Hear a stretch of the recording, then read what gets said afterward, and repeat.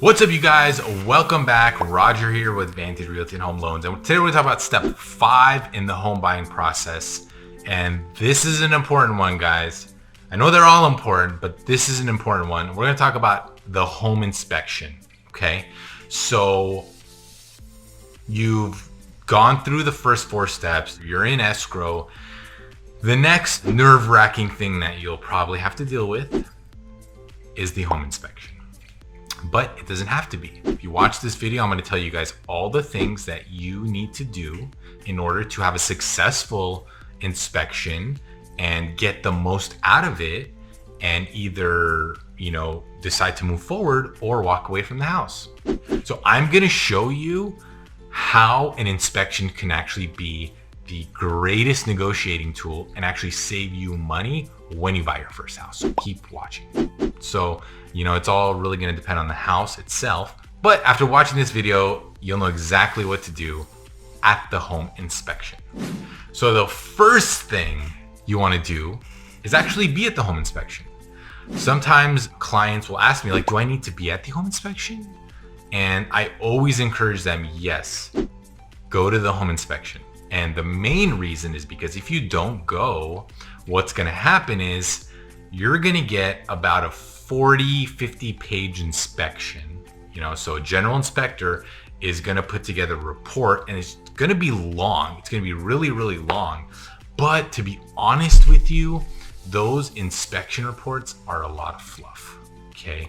They're not going to really show you, hey, these are the 2 or 3 most important things that you should be concerned about. You're just going to be flipping through a page after page. It's going to look like there's a million issues, and you're going to be lost. So by being at the inspection, the best way to kind of deal with the inspection is when the inspection is over, you just have a few minutes with your inspector and you say, hey, what are the main things that I need to be concerned about? So the inspector will tell you. The inspector will say, there's a leak in the upstairs shared bathroom in the tub. There's a leak there. That's something to be concerned about. Looks like on the ceiling there's a little bit of moisture, a little bit of water damage. So you might have a leak on the roof. So you want to get a roofer to come take a look at the roof and let us know if there's any leaks. They'll point out specific things, because if you don't do that, then you're looking at a 40-page report and you don't even know where to start. You're going to be lost. If you're a first-time homeowner, first-time home buyer, you're already dealing with, it's like having a second job buying a house temporarily, right? So you have your main job. Maybe you're married, you have a wife, you have they're pregnant, maybe you have a kid, 2 kids. Now on top of that, you got to read a 40-page inspection. It ain't going to happen. Okay, so the best thing is be at the inspection, and then at the end, ask the inspector, hey, give me a synopsis. What are the main things I need to be concerned about? And work on doing follow-up inspections on those certain things that need to be looked at. Get a plumber to look at the leak the following day or the day after. Hey, how big a deal is this? How much is it going to cost to fix? Okay, so you do that with each one of the major points, and that way you know exactly what you need to focus on. Okay, so after you have done the inspection and you have a list of maybe 3 or 4 things, or hopefully less, maybe it's only 1 or 2 things that need to be focused on, the next thing you want to do is you want to do follow-up inspection. Okay, so the general inspector will tell you these are issues, but a general inspector is not a contractor. So he or she is not going to be able to tell you it's going to cost $500 to fix that leak, or it's going to cost $2,000 to patch up the roof. So the next thing you need to do is you need to do follow-up inspections and get quotes in writing, right? So you need the roof guy to come out and say, hey, you need a new roof, or we can patch this up for $2,000 or $3,000.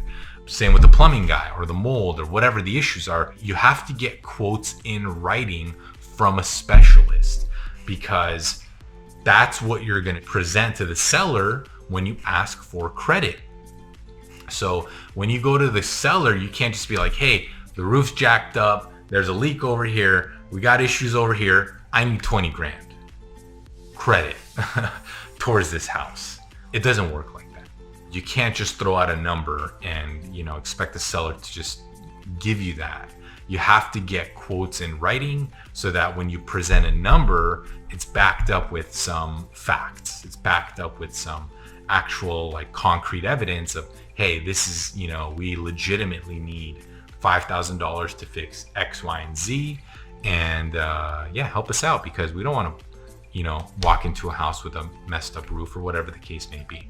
So that's this next step after the general inspection. So you're not quite done.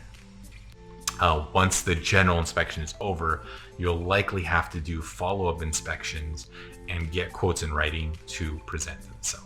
A general inspection typically costs between $300 to $500. It could be up to $1,000 depending on the size of the house.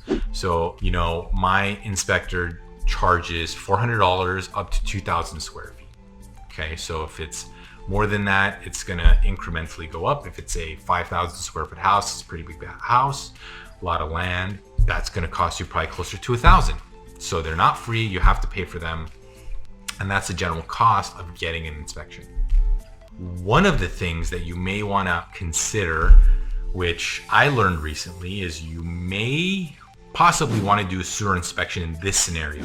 Sometimes you have a beautiful tree in your front yard, but you look down and the roots have effed up the concrete. You see the concrete's like breaking because the roots of the tree. So when the roots of the tree are that big and strong and they're breaking the concrete, there's a chance they might have damaged the sewer pipeline. Right, so the sewer goes from your house into the main drainage of the city sewer, and if that's damaged, then you might have, you know, poop everywhere under your property somewhere. So just keep that in mind. If you see in the front yard you have a big tree and the roots are breaking up the concrete sidewalk, you may want to get a sewer inspection. Those cost maybe like $200-300, but definitely worth it. So something to keep in mind is if you're buying a condo, your inspection's gonna be super easy. It's gonna be a lot easier than a single family house. And the reason for that is because when you buy a condo or a townhouse, the HOA is literally responsible for everything outside your four walls, okay? So if there's a roof issue, that's the HOA. If there's a pipe that burst in the wall between units, that's the HOA. So when you buy a condo, you're literally only responsible for whatever is inside, again, those four walls. Anything outside of that is the responsibility of the HOA.